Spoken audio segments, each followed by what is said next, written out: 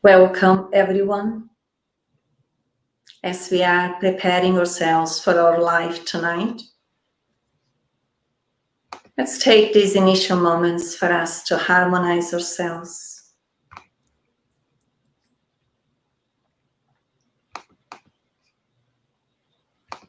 Harmonizing our minds, harmonizing our hearts,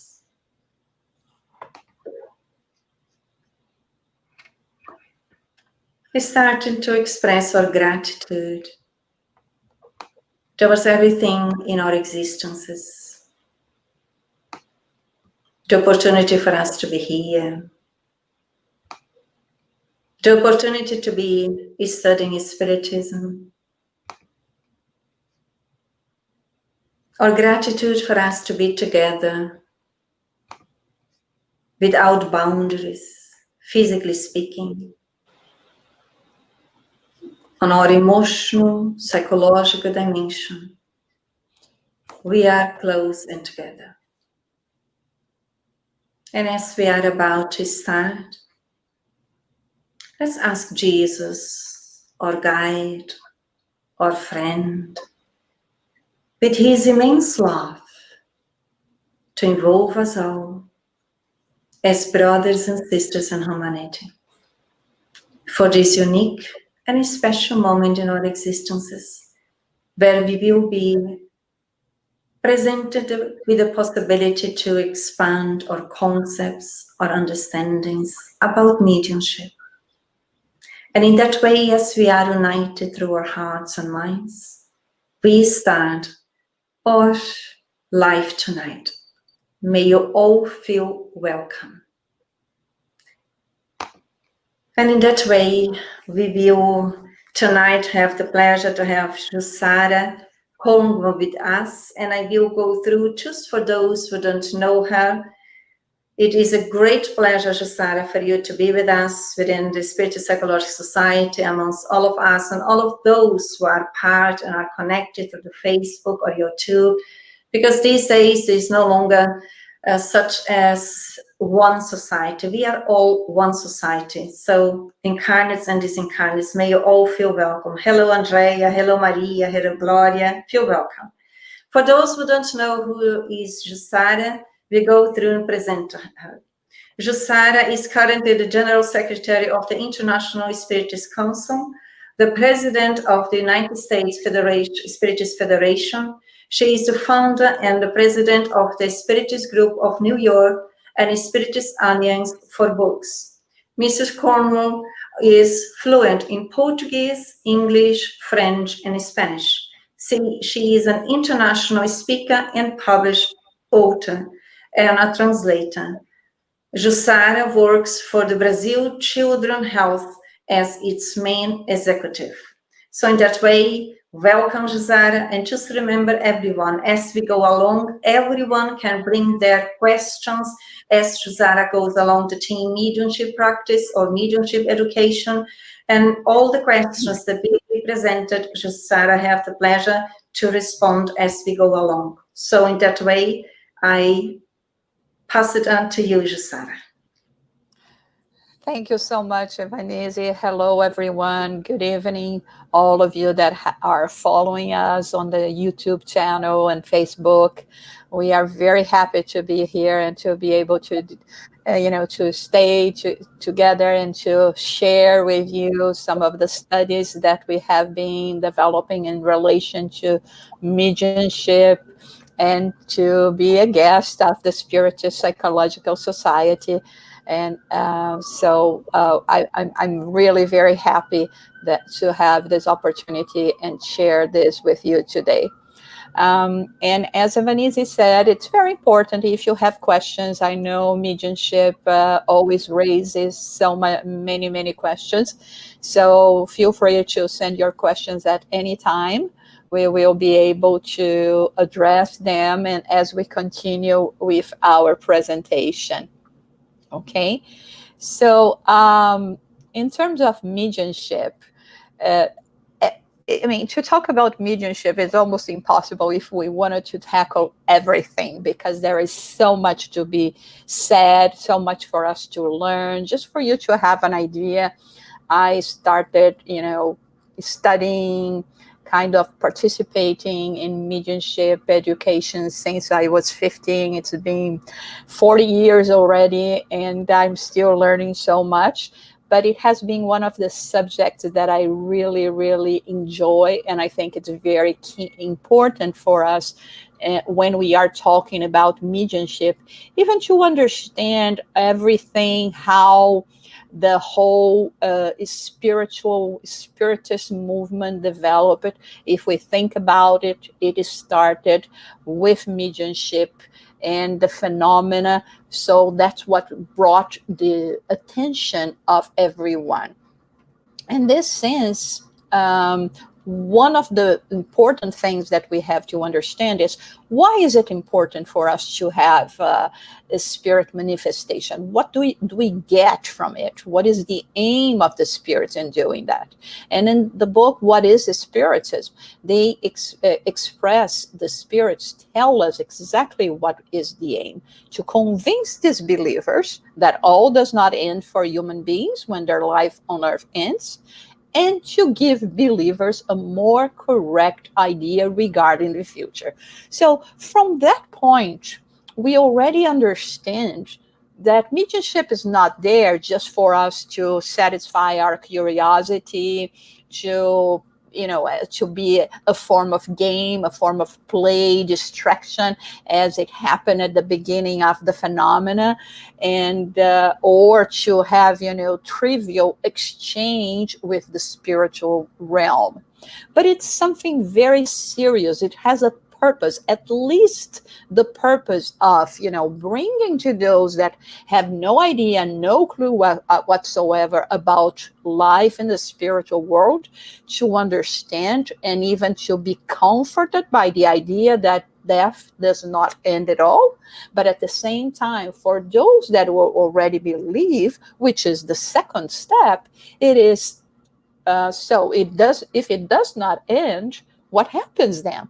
What is after? What is waiting for us after death? So this is basically the knowledge, the understanding that from the Spiritist perspective, from what we learned from Kardec's codification, we will understand and we will deal with, to bring this kind of enlightenment, at the same time as consoling those, especially those that have been losing their loved ones without understanding what happens after death.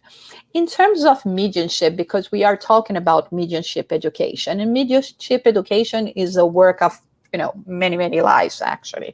So here we're just presenting to you some ideas as to books that you could be reading, assessing in terms of learning and understanding more.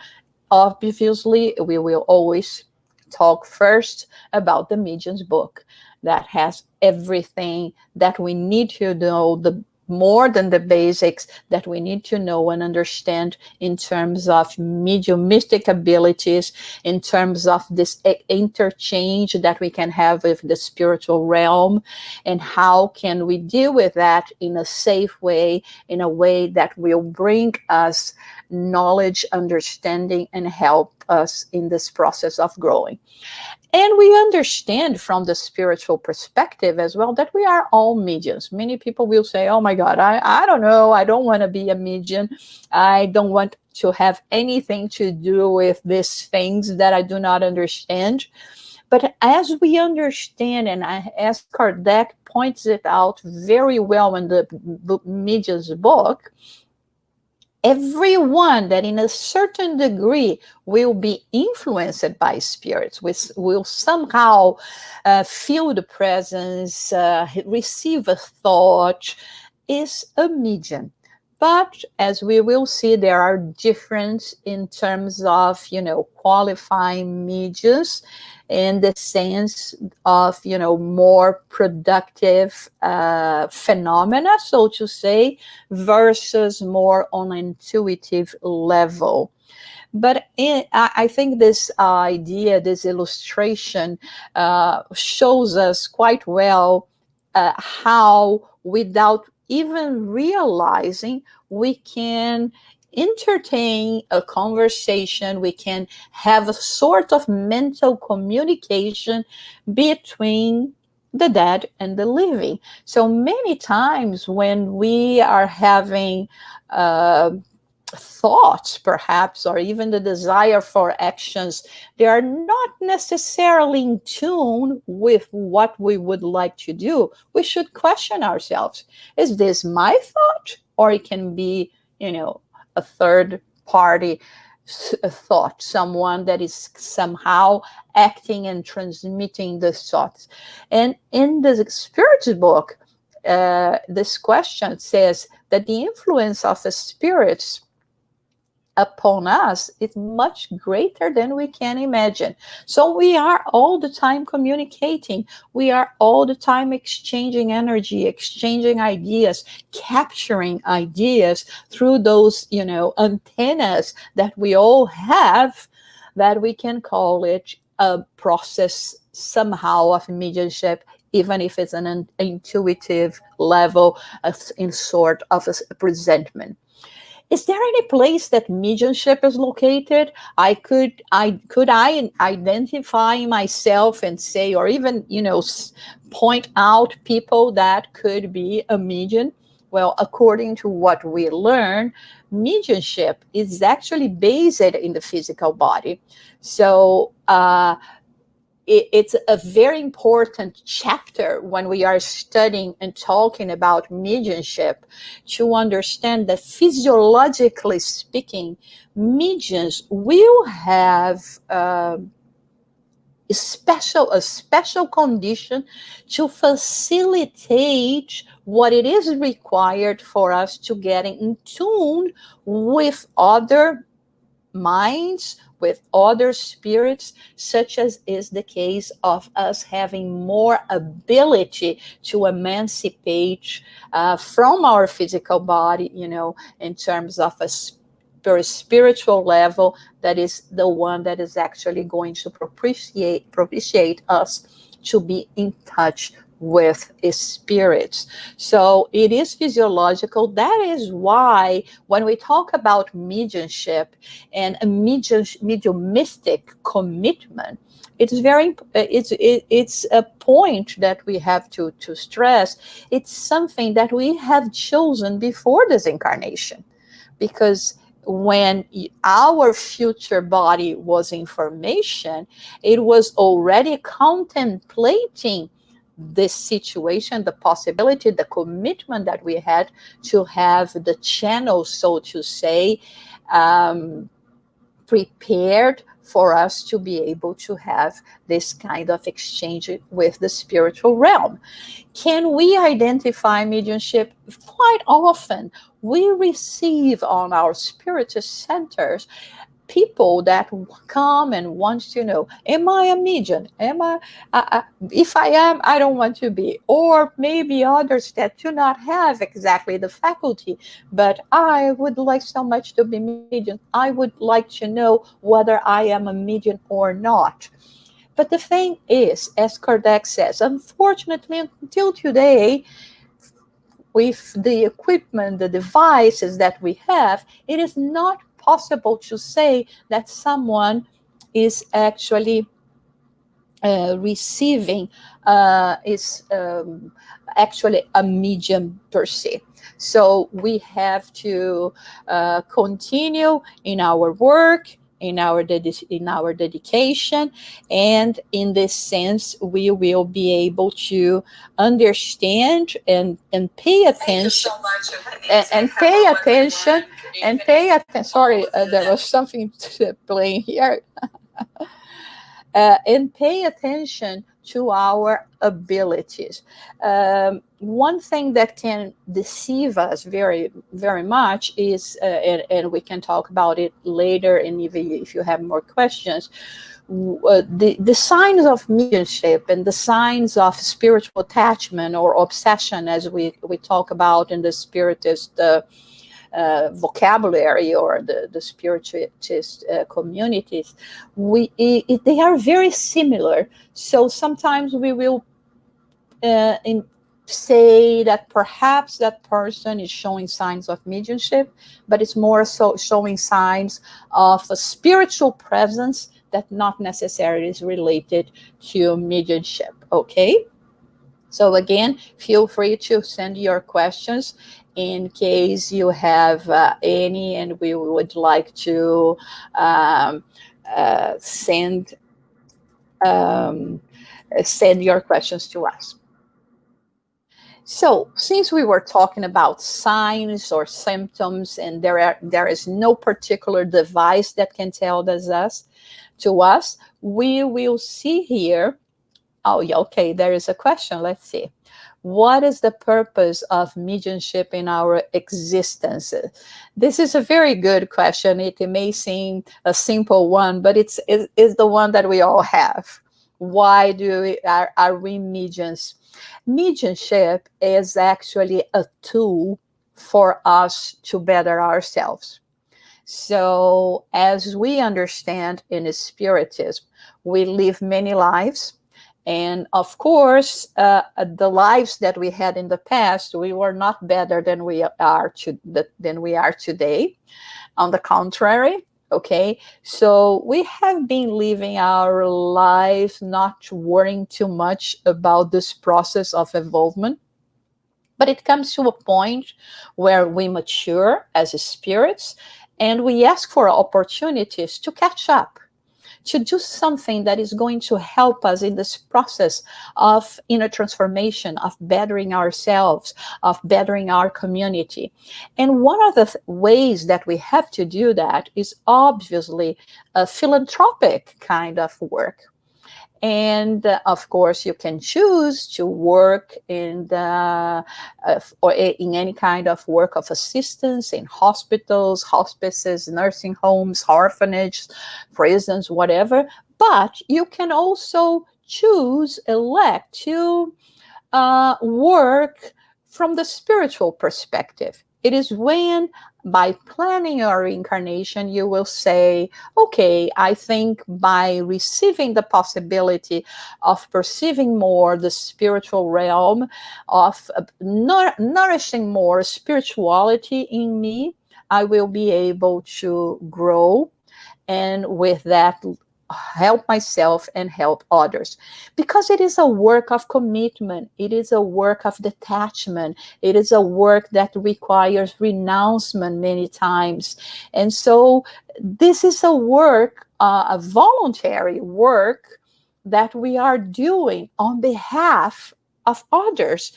At the same time that when we are doing that, we are exercising virtues that are going to help us in this process of growing.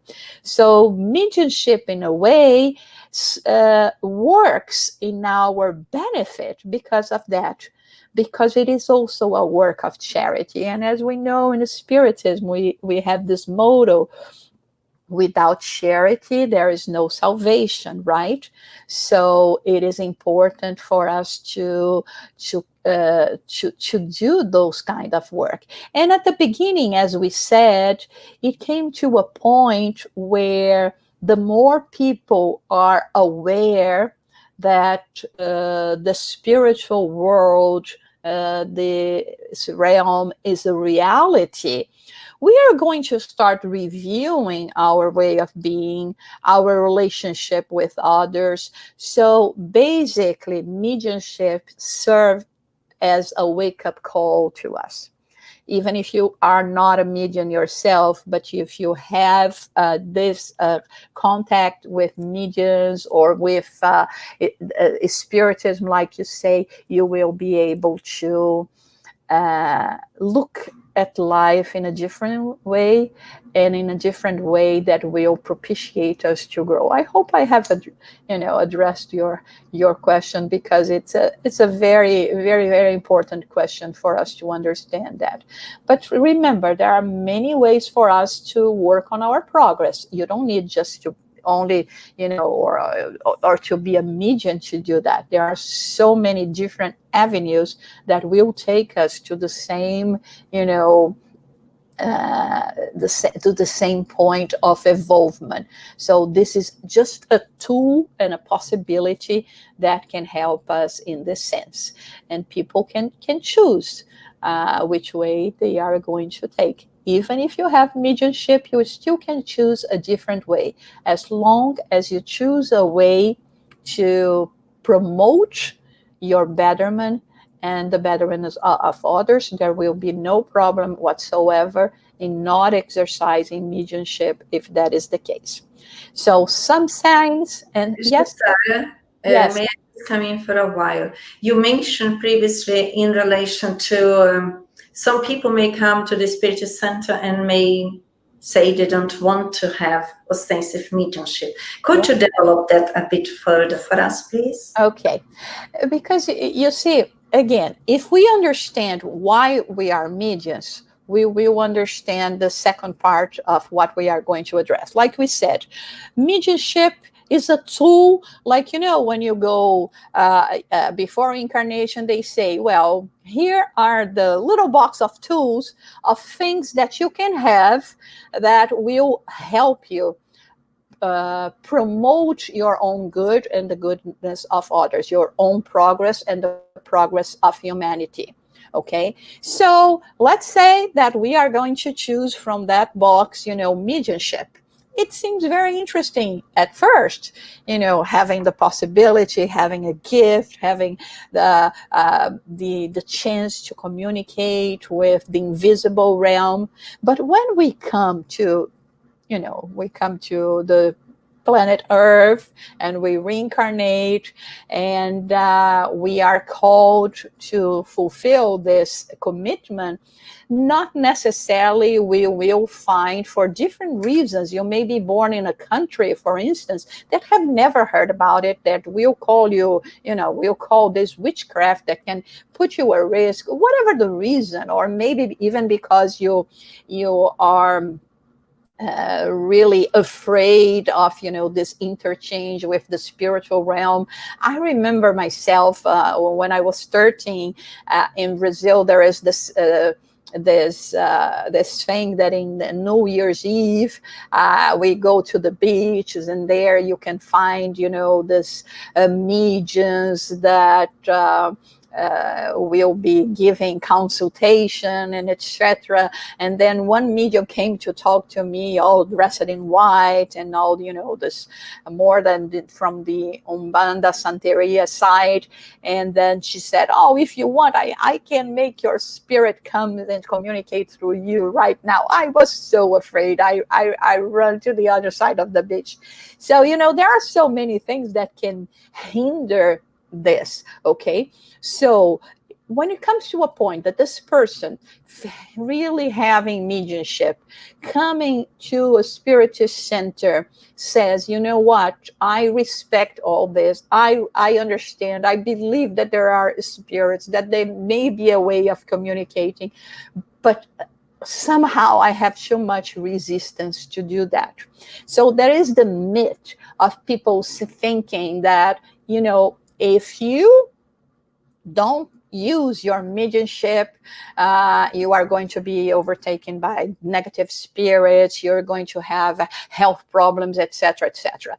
So if I have mediumship to help me to become a better person and to help society in a way with this gift that I have, I may find another way of channeling the same potential without necessarily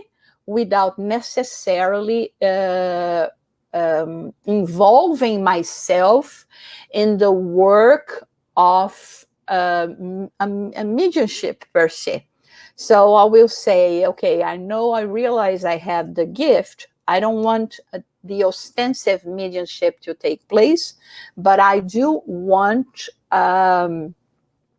to contribute and to do something for my own better. So I will be volunteering myself in a hospital or in an organization, no profit organization. I will do as much good as I can do to help people, to be a good counselor, and in a way as well.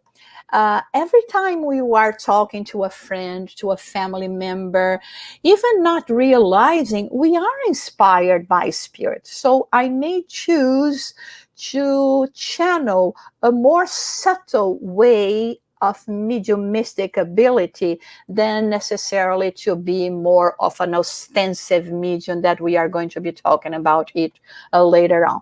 Of course, all of that is very complex, but there is no reason for us to be afraid if we do not commit, only if you do not commit to good.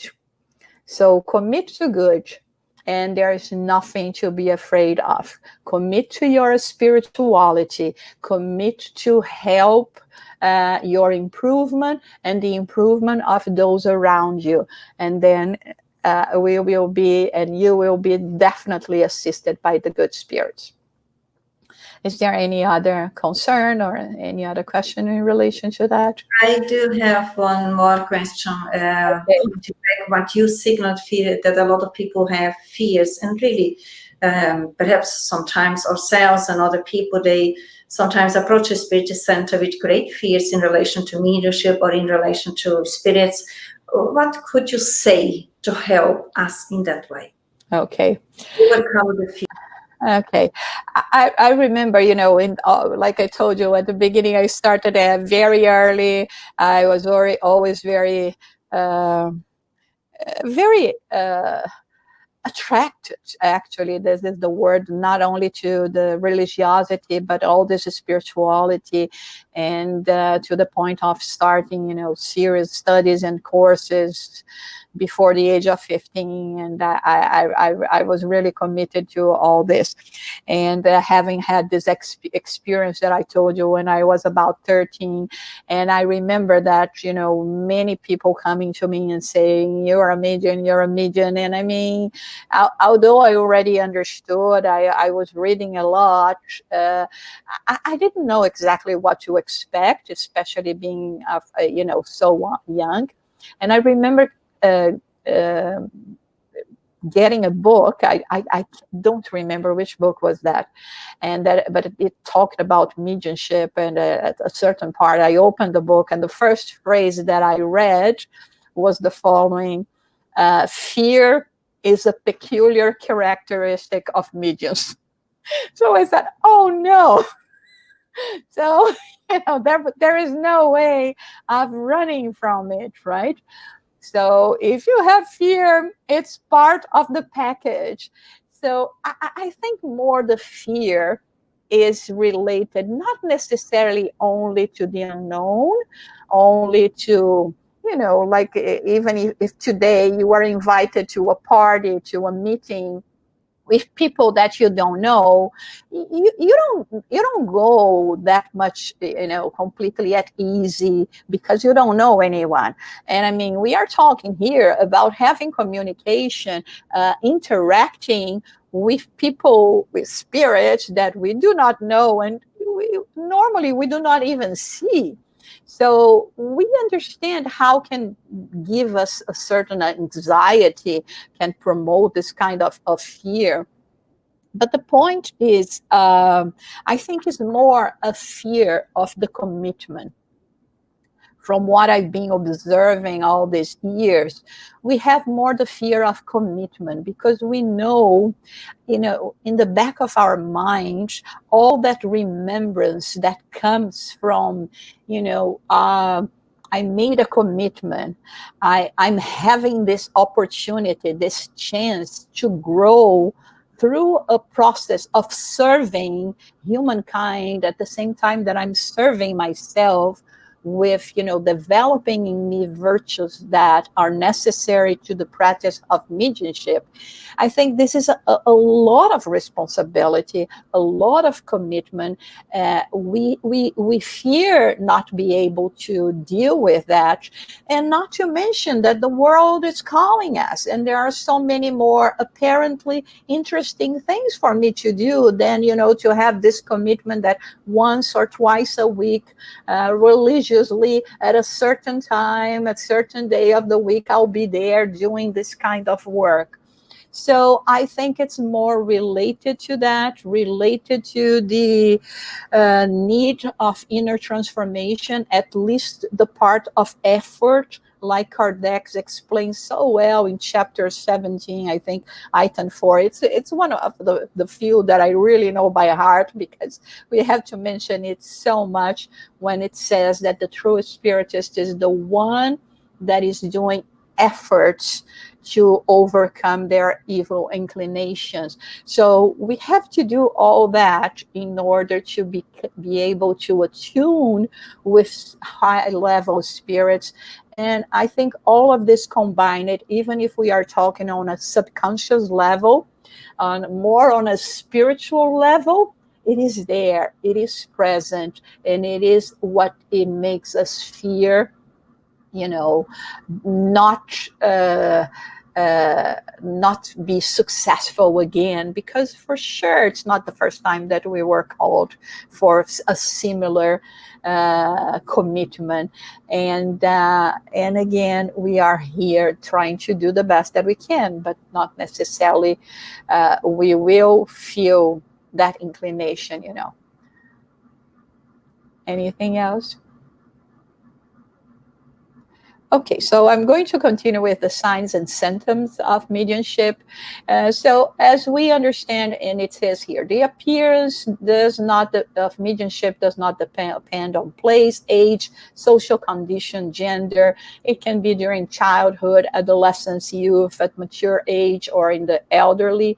It can manifest in Spiritist center, at home, any religious temple, or even in a person with a strongly materialistic inclinations. And this is very interesting when we talk about it, because many people think, oh, what about those poor ones that never heard about Spiritism? You know what? The knowledge of the spiritual realm does not belong to Spiritism. It was always there. From the beginning of times, when we had one single human being incarnate and another one discarnate, there was already interchange occurring between them. So we hear about manifestations, about the interchange between these two worlds in all different religions and philosophies. It's not something that is exclusive from Spiritism. Okay, Kardec came and gave name to the things. He coined so many words. He explained, the advantages, the dangers, a safe way to deal with that. So he has broadened our view to have a safe relationship when we are talking about communication between the two worlds. But it was always there, and it's not exclusive from one or the other, one ethnicity, one philosophy, religion, or even age, right? So some of the signs that they say is, for example, unexpected emotional reactions, apparent sickness, shivers, moral and or physical indispositions, excessive irritability, etc. And now you are thinking, oh my God, I'm a medium because I have one or more than those two that you have just read. The thing here, the key word here is unexpected. If all of a sudden you are having a very good day, and all of a sudden a wave of sadness, of anguish surrounds you, there is something strange there. You will say, oh my God, why am I feeling so down, so blue all of a sudden? It may be, a spirit approximation. Or even the opposite. You may be so in a depressive mood, so sad, and all of a sudden it's like a breeze reaches you, and a thought of an optimistic thought, a thought of hope, something invades your soul, and you feel better.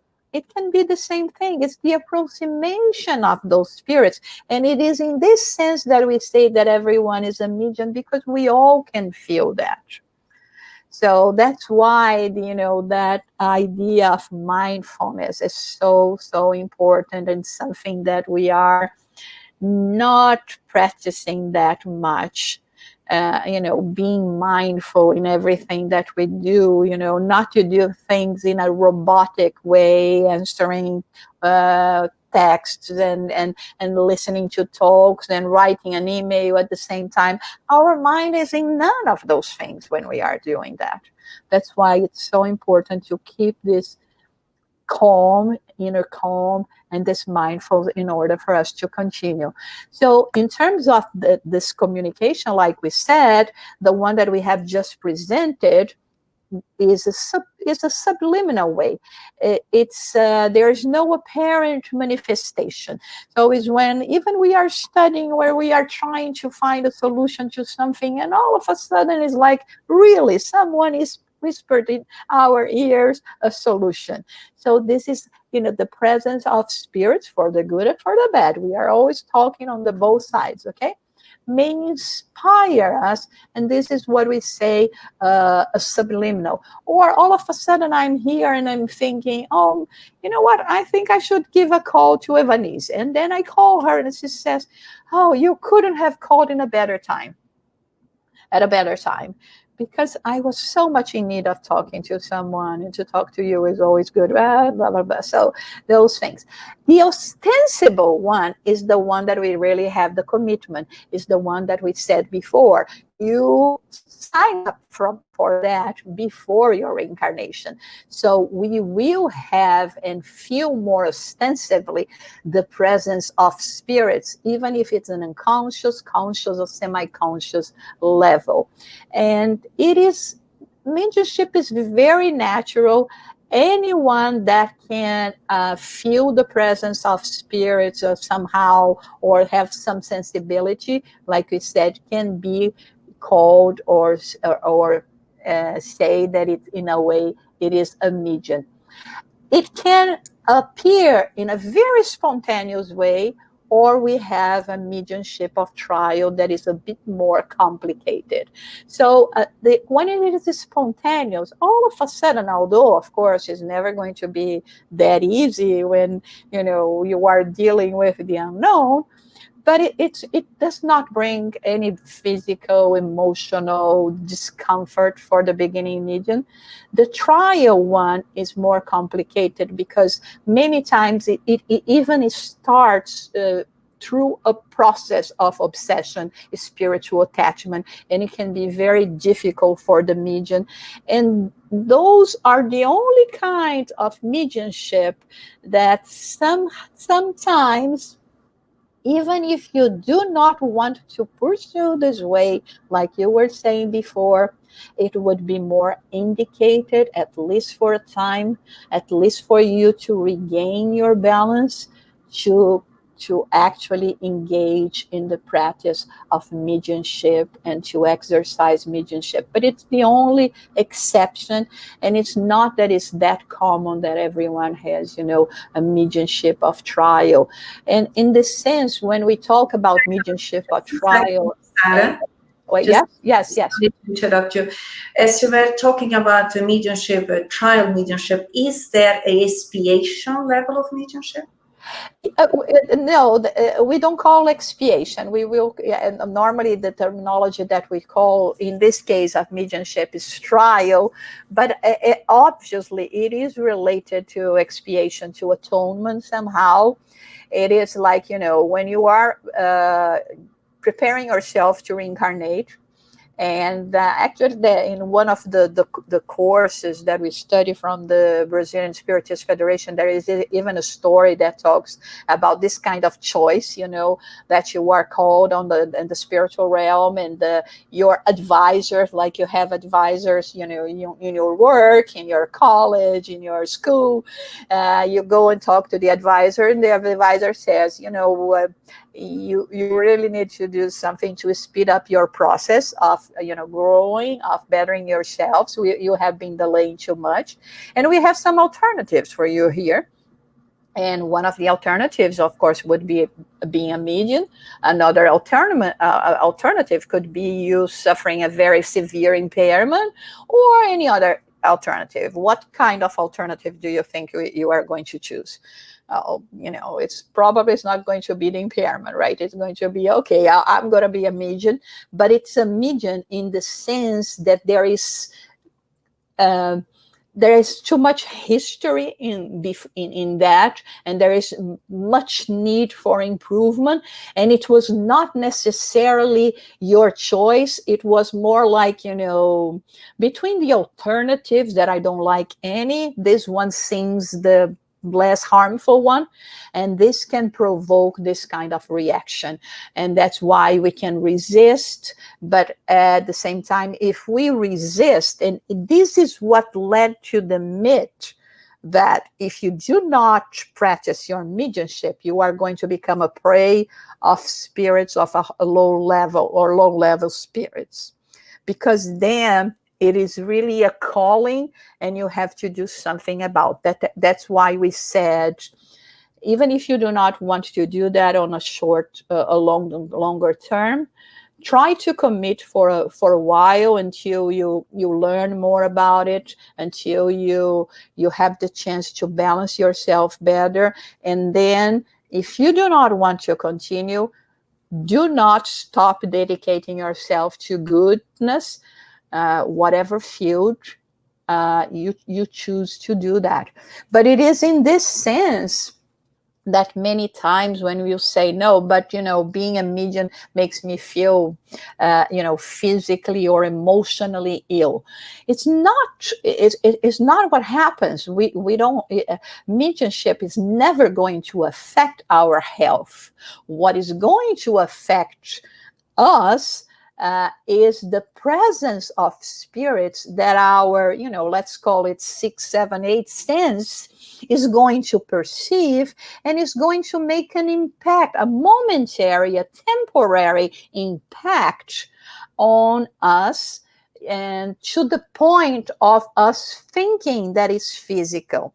It is not uncommon to the day, or even sometimes days previous to the exercise of mediumship in a mediumship group, especially for the mediums that are trance mediums that practice the psychophony, as we say, or trance communication, for them to feel some kind of discomfort, physical or even emotional. But they have to understand that this is nothing to do with them physically, but just their, let's say, their spiritual nature, their sensibility, capturing the emotions and the disturbances that are around. So let's say someone have died from a heart attack, and is a spirit that is going to communicate through this medium. On a few hours prior, the day before, this person may even feel a discomfort on the heart area of their physical body, but it has nothing to do with their physicality. And as soon as they go and they participate and they help the spirit, all this pain will go away. And it's very important for us to emphasize that, because many times people will refrain from going because they say, oh, I'm feeling lousy. I have a stomachache, a headache, a heartache. I'm feeling so upset, so emotionally imbalanced. I don't think it's good for me to go today. It is exactly the day that you have to go. If you're feeling too good and you don't want to go, it's not going to do that much harm. But if you're not feeling good, this is the day that you have to go, because probably all the unwell feeling that you're having is much more related to this spiritual atmosphere that you are breathing, because this is the commitment to help.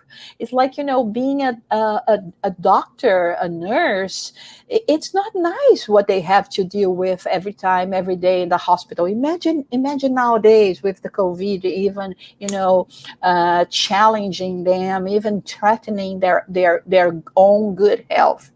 But they go out of a sense of duty, out of a sense of, this is their responsibility. So this is the same thing in relation to us when we are committed to a spiritual work.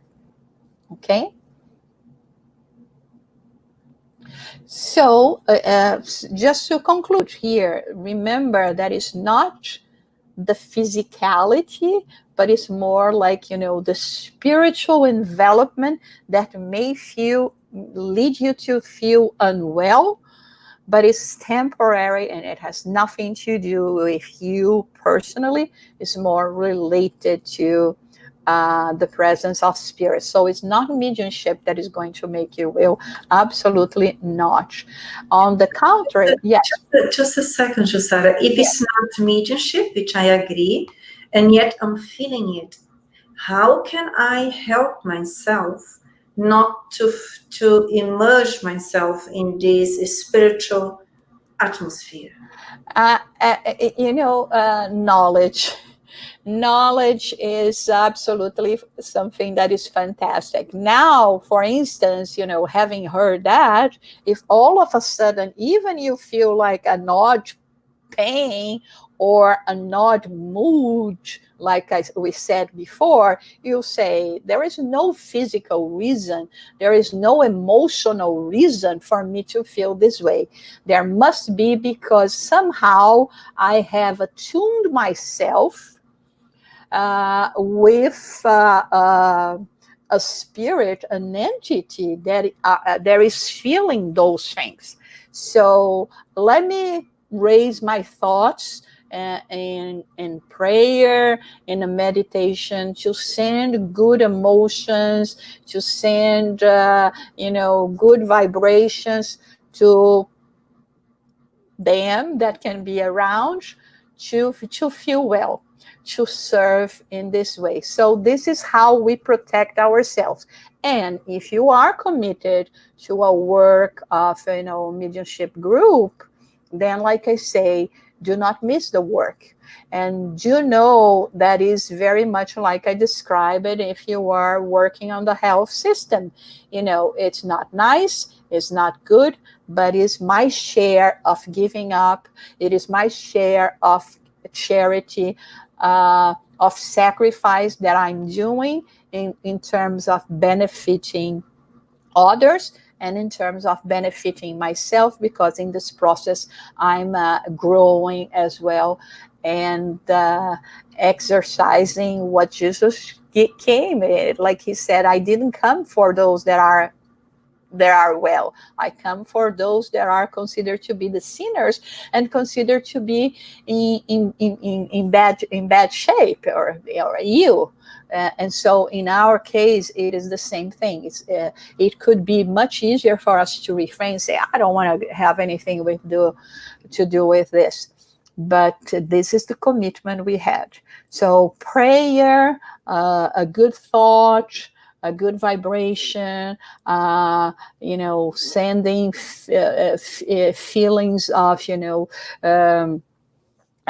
compassion, of understanding. There is always going to be very beneficial to us to disconnect and to the spiritual atmosphere that may be around us. Okay? So in the case of spontaneous mediumship, especially when we are talking about the contact with more evolved spirits, Jussara, what we feel is so much better. Yes. Can I just interrupt you a bit? Sorry about. Sure. through what you said, is it also important for us then to learn to discipline our thoughts in order to conquer the internal autonomy? Would that be also fundamental for us to learn? Absolutely, Evanisi. But we always have to keep in mind that, we are still in the third order level of spirit. And when I say that, it's because I'm trying to refrain using the term inferior spirits, and always remembering that the third order is the last one. So we may try. It's like, when Kardec says we have to do the effort, and this is good enough, but it doesn't mean that we are going to be able to succeed all the time. This is very important for us as Spiritists, for us not to feel that much frustrated with us, because when the frustration level is too high, our tendency will be to give up, to say, you know what, I tried my best. I did what I had to do. I've been doing my, prayers at home. I go to the Spiritist Center. I watch, I don't know how many lives from how many different countries that we can watch today. And it's being a struggle. I think maybe it's not for me in this incarnation. I will postpone all of this. No. It doesn't matter if we go babe steps. We just have to keep moving forward, not thinking about our failures, but always aiming for our success. So in this sense, of course, for us to be able to be more in control of ourselves is the ideal.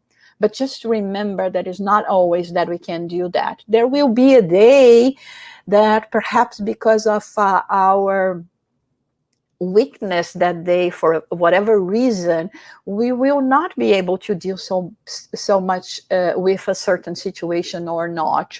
But definitely, this is something that we have to exercise. It has to become second nature. It is still not, but it has to become second nature. Like, old habits die hard, and good habits are very hard to conquer, but we can conquer them. So whenever we are capable of, making this control, and whatever happens for us, sometimes, is the reading of a good book, sometimes is the practice of meditation, sometimes is the practice of just pure and simple prayer, whatever works for you, that will raise you, that will help you in this process, just do it. Just do it, and then we will be definitely more capable of dealing with things that we have to deal on a day-to-day basis. I also like to, use analogies related to health problems as well. When we have a chronic illness, there is no way for us, at least with this physical body, the doctors already told us, you have to learn to live with that. Okay, how do I live with that? How can I make my life more feasible? What are the tools that I can have, that I can put in practice in my day-to-day life to make it my life more comfortable, even in face of a chronic illness. So for someone that is diabetic, that has diabetes, for example, there may be, refraining from sugar, from carbohydrates, some things that can, change or interfere in the insulin level of the person. For any other illness, or someone that has a pulmonary problem, of course, smoking, not even thinking about it. So all those things that can make us, more prepared and to be able to deal with that. So in the sense of transferring that to the spiritual level, even when we are not successful all the time, by knowing some tools that will minimize the degree of interference, it's already a step ahead.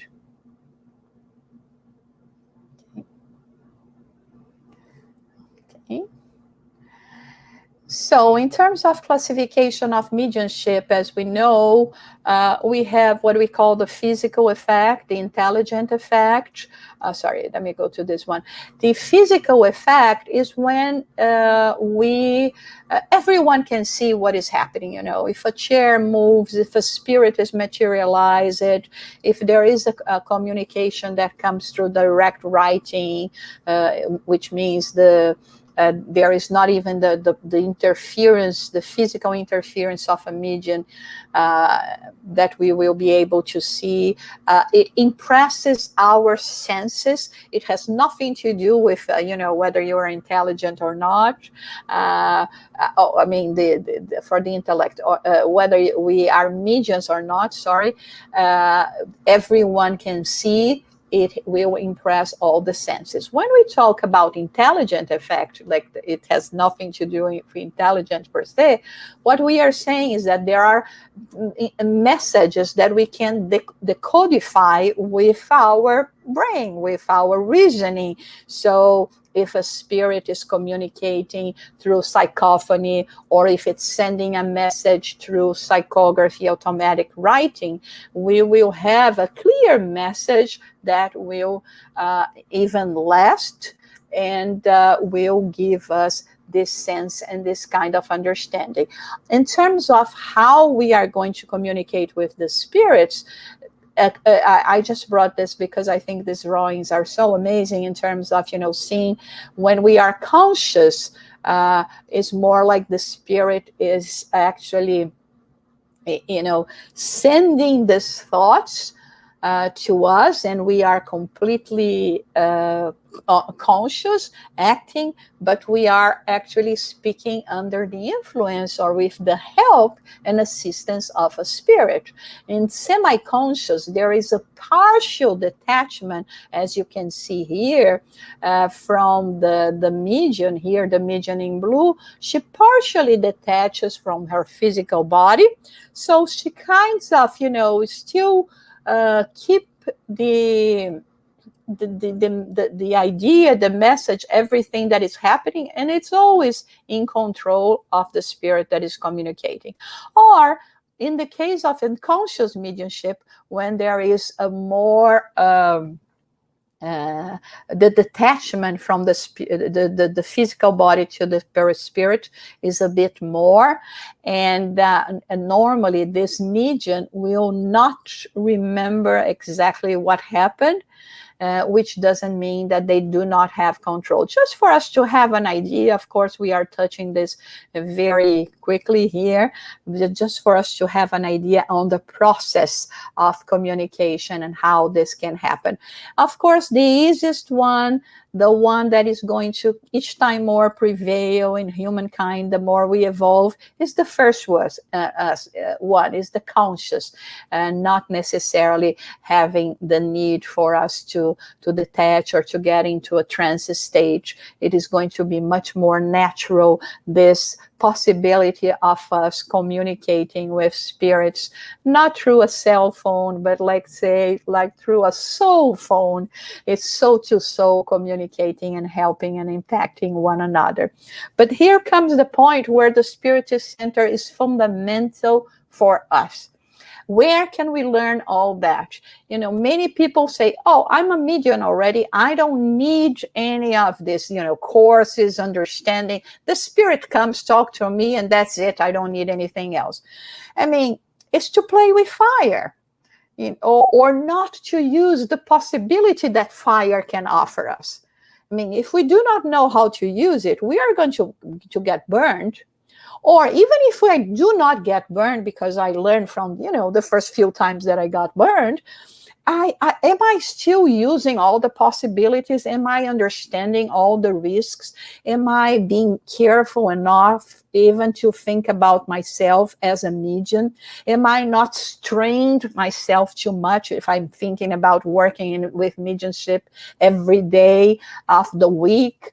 So this is where we have, and through Spiritism, many spirits tell that there are thousands of books related to mediumship, but the books on Spiritism that explains exactly why do we have this communication, how can we interact, and at the same time help spirits that are much more in tune with us than with the spirits of a higher level.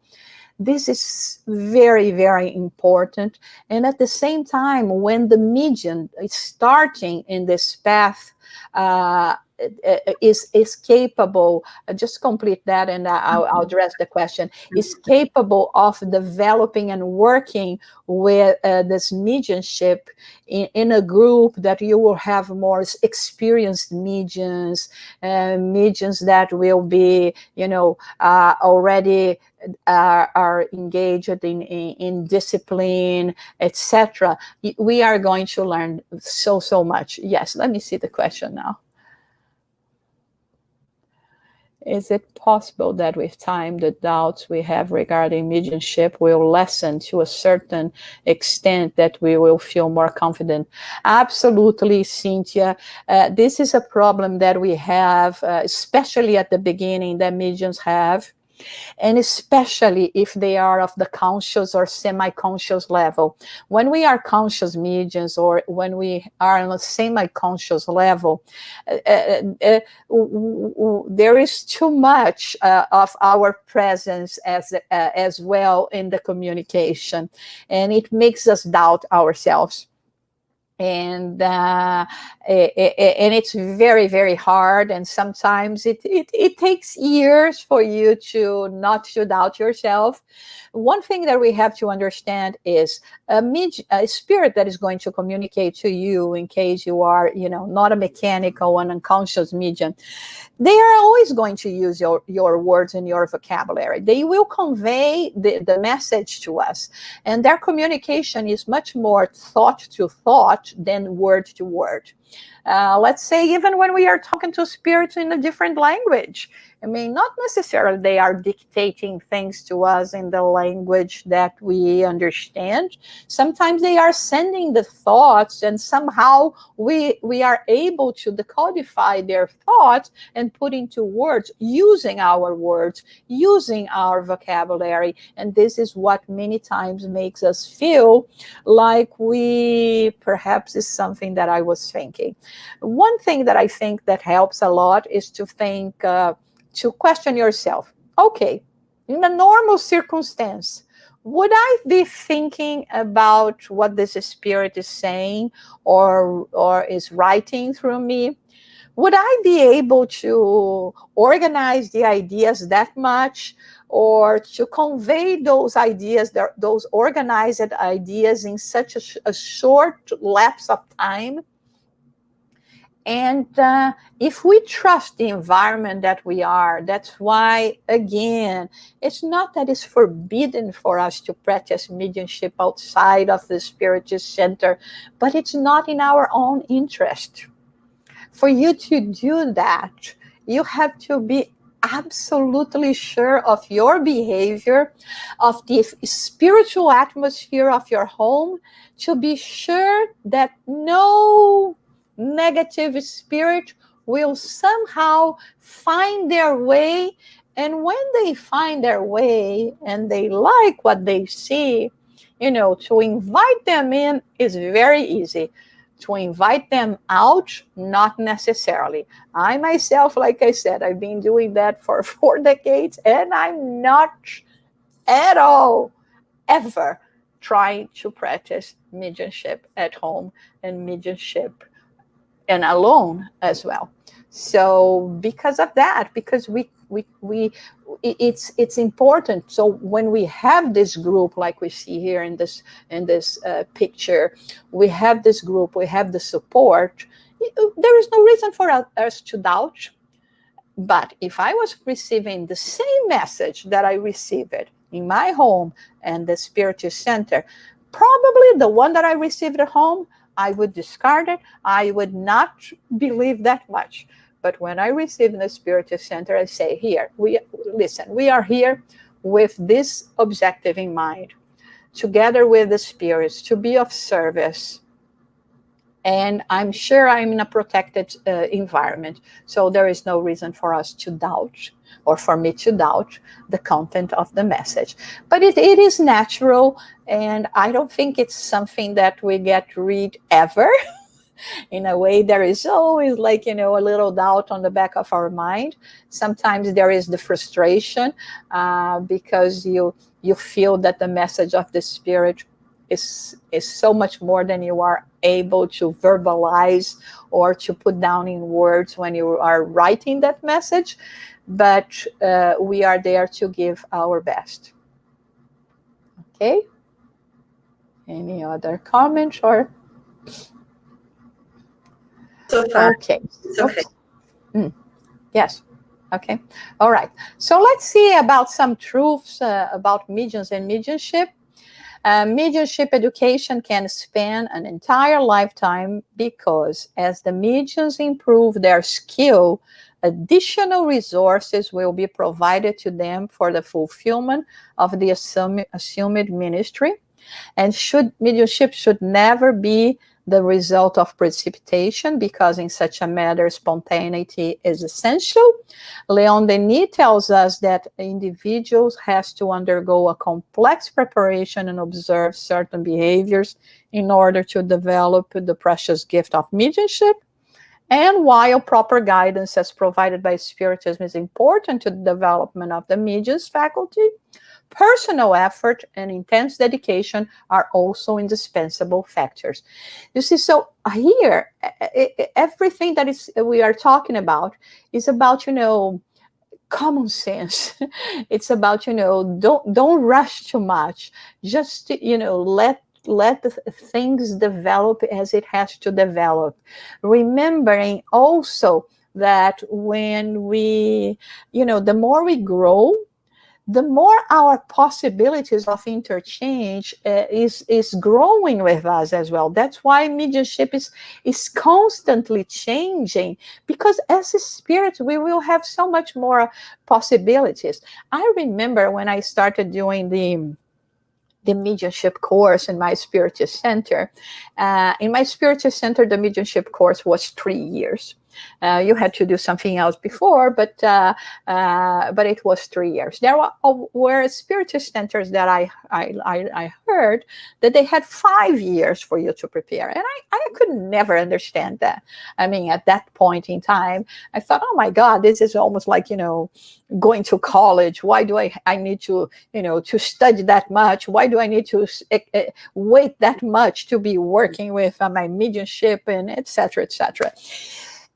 It came later, much later, I have to admit, when I realized, oh my God, how stupid I was, because I was thinking that it was about the theory, that required all those years and etc. But actually, it was not about the theory. It was about the process.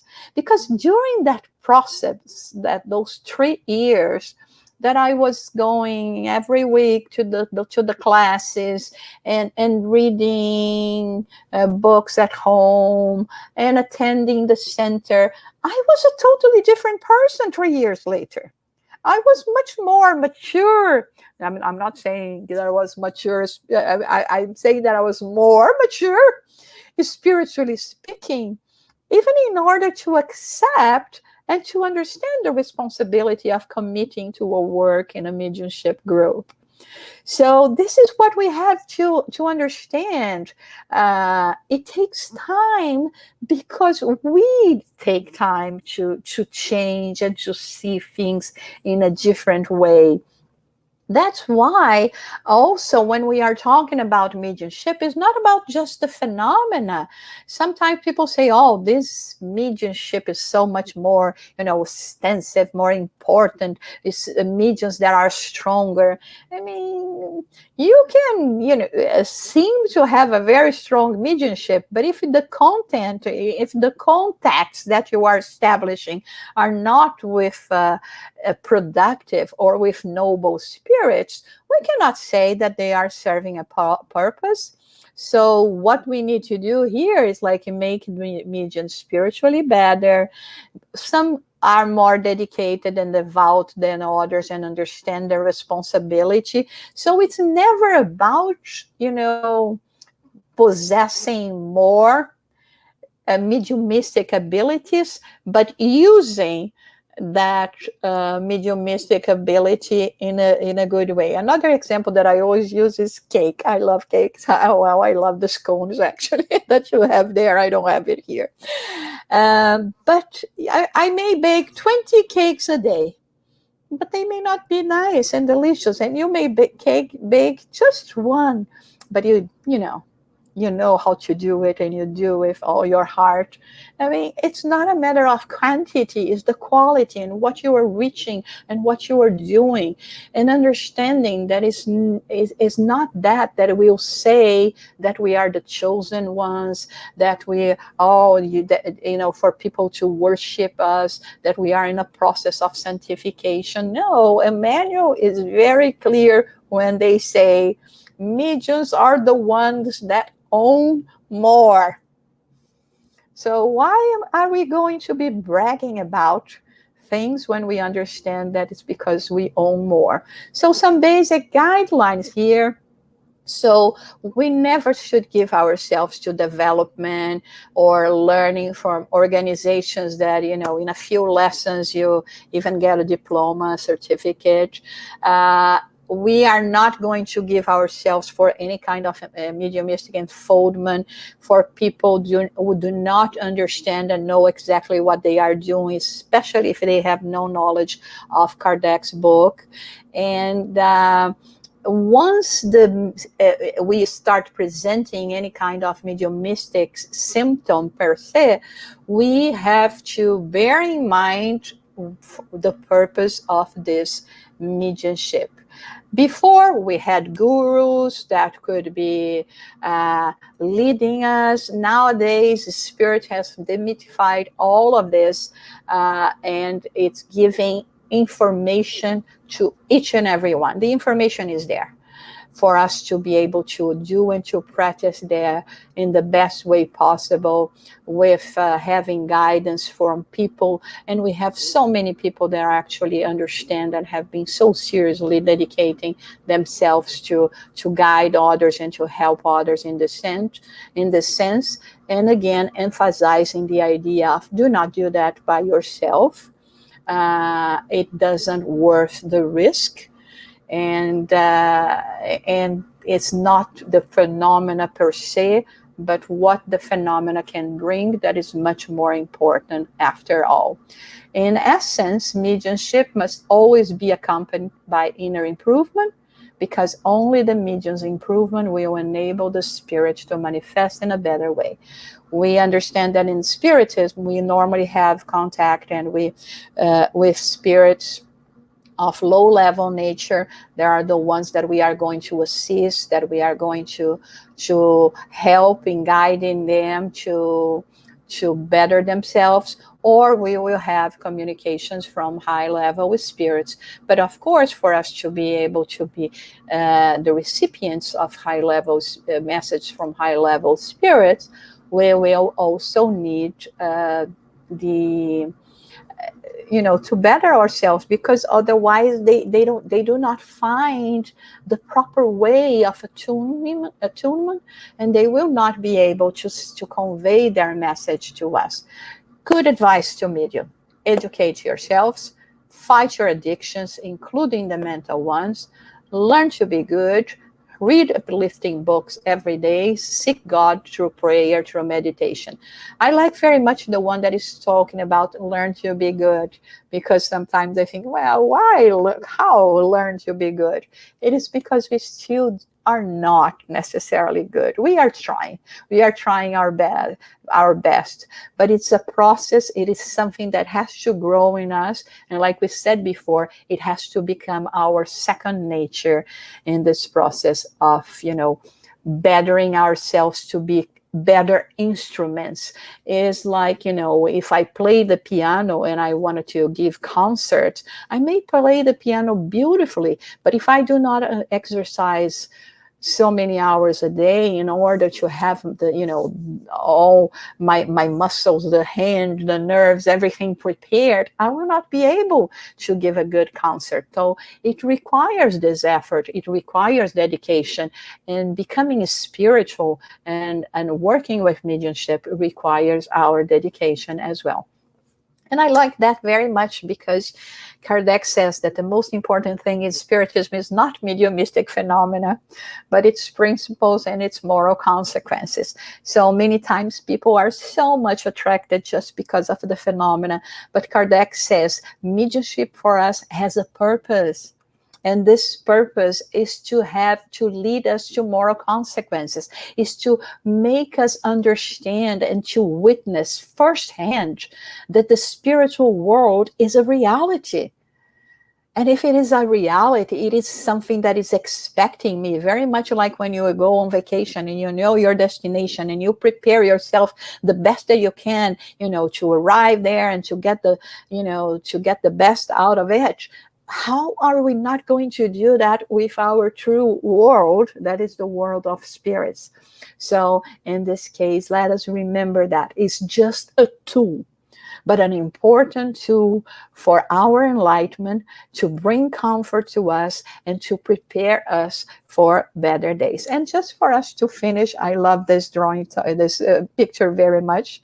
When we know what we are doing, we are fearless. And the more we educate ourselves in terms of mediumship, the more we understand the dangers, the commitments, the beauty of all that, and the purpose of all that, we just go ahead and we know that we are protected and nothing can get in our way.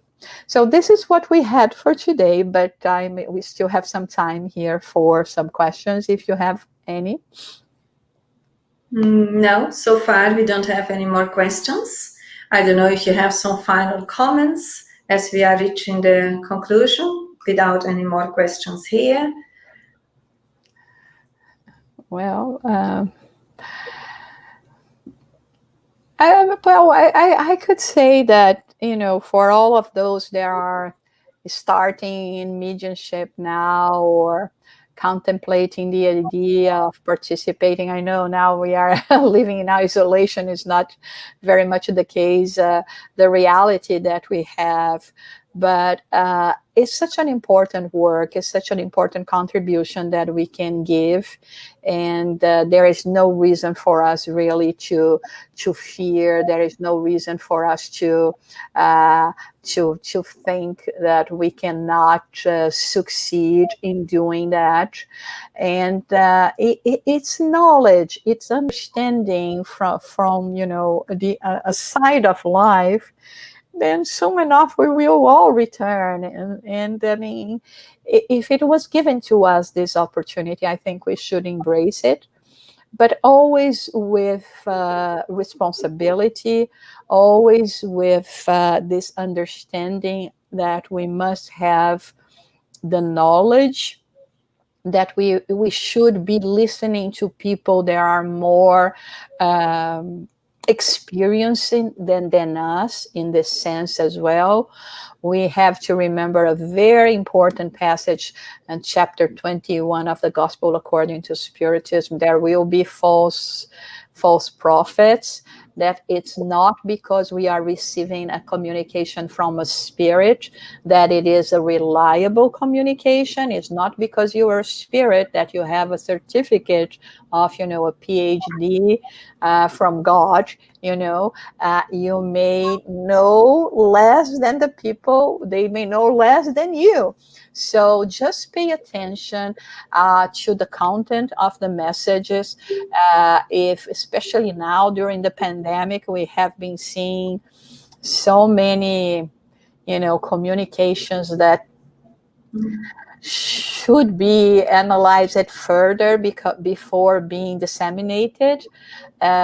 So let us be careful. I love the saying, it's better to be safe than sorry. And in this sense, like I said, I think it works very much for us to pay attention, to be careful, and to always remember that in the same way that we have different categories of people in the world, we have different categories of spirits, and that they can reach us and communicate the same way that high level spirits can. So it's up to us to choose the company that we have. Let's see this question: how to look after ourselves on a daily basis to be less influenced when we have ostensive mediumship? uh, I think, like I said, the ostensive mediumship doesn't mean necessarily that we have to be practicing it on a spiritist center. In general terms, the mediums normally work once or twice a week for a period of 1 or 2 hours tops. So, and this is enough for them to, to be in good health, to be in good balance and mental and spiritual balance. So it's not that we have to be doing that all the time. And there are so many ways for us to help, especially now during the pandemics. If you are a medium, I'm an ostensive medium, and I had no problem whatsoever stopping the work of mediumship, because I've been dedicating myself to other things. I've been praying to people. I've been doing more the gospel at home, praying for the situation that we are living in the world. We being able to, maybe you cannot, or you don't like to give a talk like we are giving now, but you can participate in study groups that are happening so much around in so many different languages we can choose. So I think it's always through the good deeds, through the good thoughts, through good vibrations that you can achieve, through prayers, through meditation, through good readings, and in this way we will be protected, because we will be kind of blocking ourselves from more ostensive interferences or even attacks that we may suffer. So those are the best way for us to protect ourselves. And anytime we have a chance to serve, we will serve. If there is someone, a friend in need that you can be sure that you are going to be acting as a medium when you are talking to that friend, even if you are not even perceiving any kind of influence of spirits, because not only the good spirits that guide you, but the good spirits that want to help this friend will be guiding you to say the right words to resonate in this person's mind and this person's heart, so that it can remove or alleviate the pain that they are going through. So there are so many ways for us to serve that does not require us sitting in a particular day, a particular hour in a meeting just to give way to communications from spirit. So if we do that, we can be sure that each time more we will be like an open channel to the good spirits to help us, and help us helping others in this process of bettering humankind. It sounds like learning to exercise our mediumship in a global way, isn't it? Yes, absolutely. Absolutely, yeah. I was just, while I was listening to you, what just came to my mind. Let's reflect a bit about if we as parents are dealing with our children that perhaps are presenting signs of mediumship, how could we help them? What would you could reflect around that? Mm-hmm. Yeah, you see, depending on what ages we are talking about, okay, like I told you, to me also it happened very early, but I was different. I was always interested in, in trying to go through that on a more, let's say, responsible way. But I would say if they are children, the recommendation that we have from Spiritism is always education. Is never to try to make the child discomfort with the idea, no, this does not exist, it's all your imagination. I mean, we are making the children think that they are crazy. I have a little example. that maybe can help in this sense. There was a time, one day, a mother and a child that used to go to our Spiritist center. She wrote to me, and she said that she was going to bring her son to talk to me, and because he was experiencing some phenomena. And so she brought the son. The son at that time, I think, was about 10, no more than 11. And she brought him to, to talk to me in this fraternal assistance. And she sat next to him and told him, now tell Jussara what is happening to you.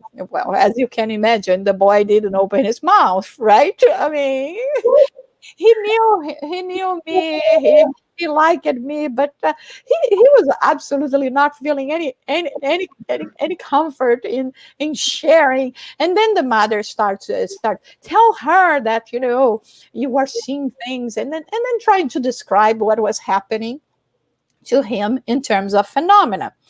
And well, at the end, of course, she was the one more talking in front of him, which was good because he knew exactly what she was saying. And here I was thinking, oh my God, what am I going to say to this boy? What a responsibility. And see, this is another point why it is so important for us when we are talking to people. Sometimes people say fraternal assistance and they think that is an amicable chat. It's not. It has nothing to do with that. You have to be prepared. You have to be in a good environment, because it's not you talking, it's you lending your vocal cords to the ideas of spirits that will act through you. Okay, so that's very, very important. That's why more normally I not that I refuse, but as much as I can, I never do that at home through a phone call or something, unless it's very, very urgent or something. So I was there thinking, what am I going to say to this boy? Because if I tell him, this is mediumship, there's nothing for you to be afraid of. I mean, we adults, we are afraid of it, right? Wow, this is normal. Much more things are going to happen to you. I would scare him to hell, right? To death. If I said, don't talk to anyone about it, because thinking that people would think he was crazy or something, hide it. Just tell your mom.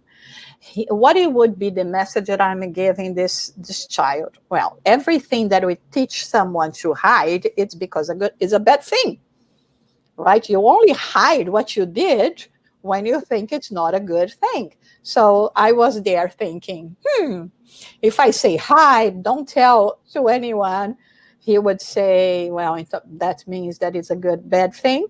If I say tell everyone, that is going to be complicated as well. Then I really like superheroes movies and etc. I watch them all, Harry Potter, Lord of the Rings, all of that. I like the fantasy that I don't see as fantasy. And then at that point, there was one of those movies, the Spider-Man, were just released and etc. And then the idea came to my mind of asking him, oh, did you see the last Spider-Man movie? And it was when the first time he said, oh, yeah, I saw it. I said, oh, I like this part. I did this. But yeah, then we start chatting a little bit about the movie. And I said, have you realized that Spider-Man man has a special ability, right? He's able to, to have the, oh my God, the, how do I call that, the spider net and everything, and help people because he has a special gift. And yeah, that's right. And I said, and have you noticed as well that he hides his identity as well, because he knows that not everyone has the same abilities that he has. So he doesn't want it to be bragging about that he is special, that he has something else that nobody else has, that he can help the world and this or that. You notice that? Yeah. I didn't notice that. And have you noticed as well that he only do that for good? Every time he uses his powers is to to help others, to take others from any kind of danger. And I said, okay, mediumship is the same thing. Said, so it's a gift that you have. Not everyone does. It is supposed for you to help others, and sometimes we don't tell others just because we don't want them to feel sorry that they don't not have the same abilities. So I think when we are dealing with children, we can say that. If we are talking more about teenagers, then teenagers today have been so much evolved, and I think they can actually do many good works. As also Raul Teixeira used to say that if it depended on him, he only would have teenager mediums giving passes because they have so much energy. And so, but because we were talking, that is a work of responsibility. That's the only reason that sometimes being a bit more mature, that is not necessarily related completely to age, it is going to help in the process. So there is no need for us to rush that, the phenomena per se, but always let us provide them with the knowledge and understanding so that they do not have any reason to fear and not to understand what is going on with them. And we have today, so many different courses for different ages that work in such a ludic way, such adapt to their age, and so I think we should do this. Okay. Thank you very much. We are approaching the end now, coming to these final minutes in our meeting here. We would kindly express our gratitude towards your loving presence, Jussara, amongst us and sharing your experience with us. Thank you. Really appreciate this time that you reserved in order to be with all of us, ourselves, and all of those who are following us, those who may be with us in the spirit as well. It has been a loving time. Our great thank you. And finally, I would just ask you if it's possible for you to do our final prayer, Jussara. Absolutely. So, inspired by everything that we have shared together, thinking about the benefactors that are always here to help us, waiting for us to make it possible for them to find access to us through prayers, through the desire of becoming better, through good thoughts, by uplifting and lifting our hearts and our minds. We ask the benefactors to protect and guide us in this journey of spiritual improvement, that we may be able to put in practice the lessons we received from Jesus and always feel the love and mercy of our Heavenly Creator, even when we are going through difficult times in our lives. We are never abandoned, and we are never lacking the presence and the love of our Heavenly Creator. We pray for our world, for all of those that are suffering even more than we may be suffering now, that have not the knowledge, the understand, the spiritual structure that we are trying to develop in us, to understand the hurdles we have to face in order to polish our yet so rebellious spirit. May we all feel the love of our Heavenly Creator at this moment, inviting us to persevere, to be resilient, and to feel the love that is sending to us through all the benefactors that are reaching each and every one of us at this moment. We ask for the protection of this group that for so many years have been dedicating to spread love and enlightenment in the UK, to all our friends, to all the directors, workers, and participants of this group, and that the spiritual mentors that are connected to them may always find a way to guide and to help and to bless them in their efforts to contribute for all the transition we are going through. And we pray to God to be with us throughout our week, protecting and guiding us.